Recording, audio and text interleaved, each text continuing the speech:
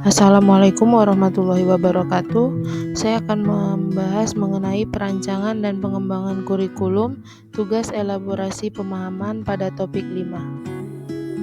Berdasarkan hasil final pembahasan kelompok lain dan beberapa kajian literatur dari artikel maupun jurnal, dapat disimpulkan bahwa rancangan pembelajaran berdasarkan pada pendekatan understanding by design dengan memperhatikan beberapa aspek, yaitu where to yang digunakan untuk membantu dalam proses penilaian. Untuk jurnal yang dijadikan sebagai kajian literasi saya yaitu Understanding by Design, There's Text of Backward Design, Frequently Asked Question by J. Metig. Yang pertama, W itu where and why. Sudah sejauh mana pengetahuan peserta didik? Apa yang peserta didik harapkan dari pembelajaran ini? Lalu, pastikan bahwa peserta didik memahami kemana dan mengapa tujuan dari pembelajaran ini.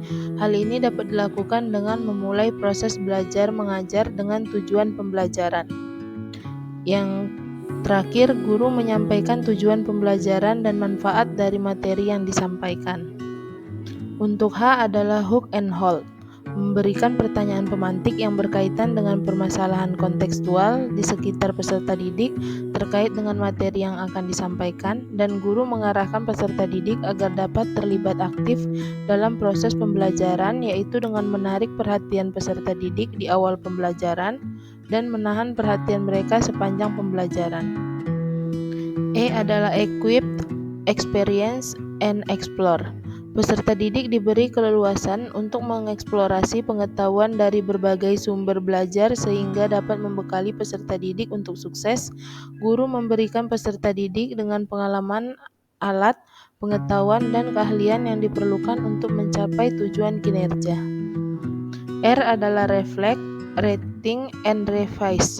Guru memberikan kesempatan kepada peserta didik untuk memikirkan kembali ide-ide besar, merefleksikan kemajuan, dan merevisi pekerjaan yang telah dikerjakan. Kemudian peserta didik memikirkan kembali dan merevisi proses mereka belajar. Selanjutnya itu untuk evaluate, yang artinya guru memberikan kesempatan kepada peserta didik untuk mengevaluasi kemajuan dan tingkat pemahaman peserta didik. Kemudian guru mengingatkan peserta didik agar membangun peserta didik untuk menilai dirinya, terus merenungkan makna pembelajaran yang mereka dapatkan. T yaitu tailor and personalis. Setiap individu memiliki karakteristik yang berbeda-beda. Perbedaan secara umum disebabkan oleh dua faktor, yaitu faktor bawaan atau internal dan faktor lingkungan atau eksternal. Setiap individu memiliki keunikan masing-masing, sehingga setiap anak mempunyai bakat dan minat yang berbeda.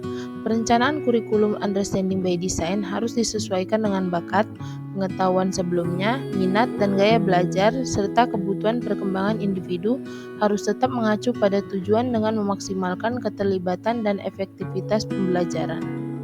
Yang terakhir yaitu O, organize, atau pembelajaran diatur untuk memaksimalkan keterlibatan awal dan berkelanjutan peserta didik secara efektif.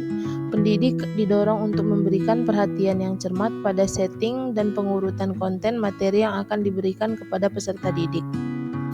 Kemudian berikut ini adalah cara untuk mengorganisasi pengajaran dan pembelajaran untuk memaksimalkan keterlibatan dan efektivitas melalui Understanding by Design.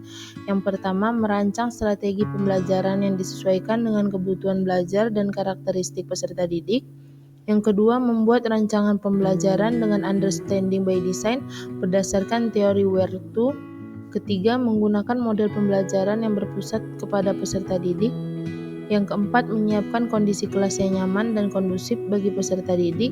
Yang kelima, berperan sebagai fasilitator dan mengatur dalam menentukan pembelajaran. Yang terakhir, berkomunikasi aktif dengan peserta didik.